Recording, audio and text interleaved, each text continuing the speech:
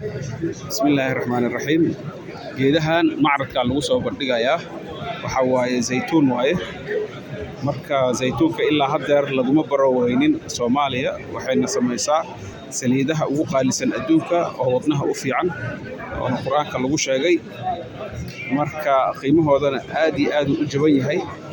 shirkadana soo bandhigayso marka waxa fiicnaan lahayd in geedahan lagu baroweeyo Soomaaliya 2 sano ka bacdina waxay soo saarayaan miraha haddii wadanka uu ku najaxo